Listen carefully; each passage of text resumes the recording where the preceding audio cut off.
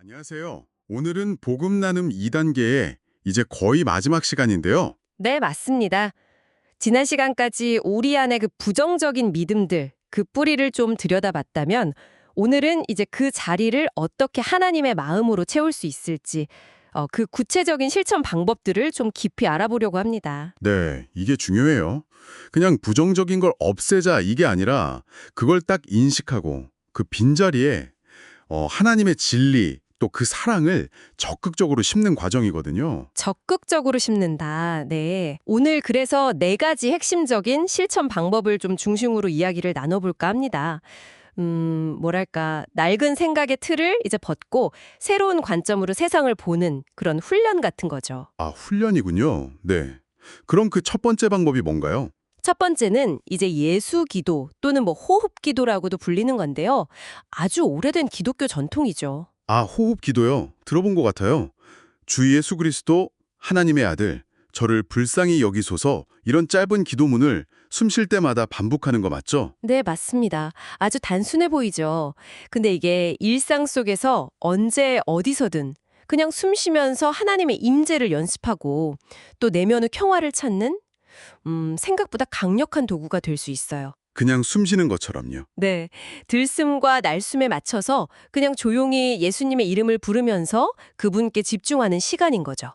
핵심은 반복하고 집중하는 거예요.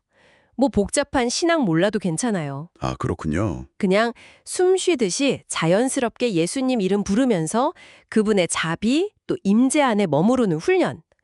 당신의 그 깊은 마음, 성경에서 말하는 카르디아, 레브, 거기에 하나님의 임재를 새기는 것과 같아요. 아, 마음에 새긴다.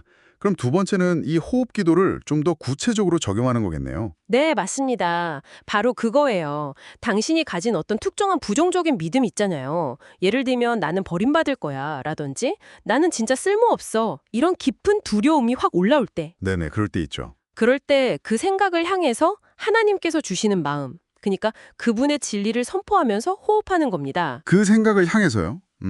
예를 들면요? 자료에도 나와 있지만 나는 버림받을 거야 이런 믿음이 들 때 성경에 너는 내 눈에 보배롭고 존귀하다는 말씀이 있잖아요. 아, 네.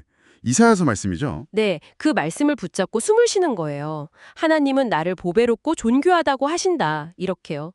또 나는 실패자인 것 같아 이런 생각이 들면 잘하였도다 착하고 충성된 종아 이 말씀을 떠올리면서 호흡과 함께 받아들이는 거죠. 아, 그냥 흘려보내는 게 아니라 그 믿음에 딱 맞는 하나님의 말씀을 가져와서 호흡으로 받아들이는 거군요. 그렇죠. 이건 부정적인 믿음의 목소리 대신에 하나님의 음성을 내 안에 채우는 아주 적극적인 행동이에요.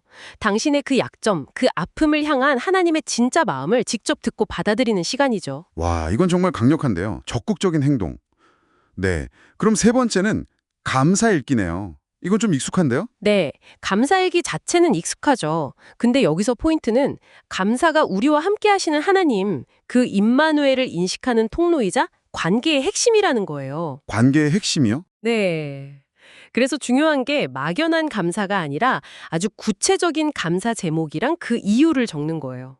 뭐 예를 들면 오늘 퇴근길에 본 노을이 너무 예뻐서 지친 마음이 위로받았어요. 하나님 감사합니다. 이렇게 아주 구체적으로요. 네네, 구체적으로 저도 그렇게 하려고 노력은 하는데요. 근데 여기서 한 걸음 더 나아가는 게 핵심이에요. 그 감사 고백에 대해서 하나님, 제 감사를 받으시니 어떠세요? 하고 하나님의 마음을 물어보고 적어보는 거예요. 네, 하나님의 마음을요. 감사 편지에 답장을 받는 것처럼요. 그렇죠. 딱 그거예요. 자녀가 서툰 글씨로 감사 편지 써오면 부모 마음이 어떨까요? 아, 너무 기쁘고 막 감동적이겠죠. 바로 그 마음. 당신의 그 작은 감사 하나하나를 받으시는 하나님의 그 따뜻한 응답을 기록하는 거죠. 사랑하는 내 자녀야, 그 노을은 너를 위해 내가 그려준 그림이란다? 뭐 이런 식으로요. 와, 세상에? 이걸 통해 하나님과의 그 관계, 교제가 훨씬 더 깊어지고 풍성해지는 거죠. 그냥 감사 목록 작성이 아니에요. 아, 이건 정말 감사일기에 대한 생각이 확 바뀌네요. 하나님의 응답이라니. 네, 그럼 마지막 네 번째는 말씀 묵상인데요. 이것도 그냥 성경 읽기랑은 좀 다른 거죠. 네, 좀 달라요. 여기서의 묵상은 단순히 성경 지식을 쌓는 걸 넘어서요. 당신이 세상을 바라보는 그 해석의 틀 자체를 바꾸는 데 초점을 맞춰요. 해석의 틀이요? 네. 우리 대부분은 과거의 상처나 부정적인 믿음, 그 BAD라고 부르는 거 있잖아요. 깨어진 자동적 왜곡 믿음. 그것 때문에 어떤 사건이나 현실을 나도 모르게 자기중심적으로 또는 부정적으로 해석하는 데 익숙하거든요. 맞아요. 뭐 안 좋은 일 생기면 역시 난 안 돼. 하나님이 날 미워하시나 이런 생각이 그냥 자동으로 튀어나오죠. 딱 멈추는 거예요.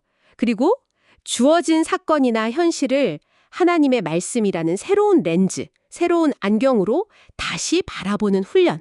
이게 말씀 묵상이에요. 새로운 안경으로 본다. 네. 자료 예시처럼 정말 벼랑 끝에 선 것 같은 그런 힘든 상황을 만났을 때 이걸 나를 온전히 회복시키시려고 벼랑 끝으로 이끄시는 하나님의 손길로 해석하는 연습을 하는 거죠. 아, 해석을 바꾸는 연습이군요. 그렇죠. 파란색 안경 쓰면 모든 게 파랗게 보이잖아요. 그것처럼 하나님의 말씀이라는 안경을 통해서 당신의 하루, 당신의 삶에서 일어나는 일들을 의식적으로 다시 해석해 보는 거예요.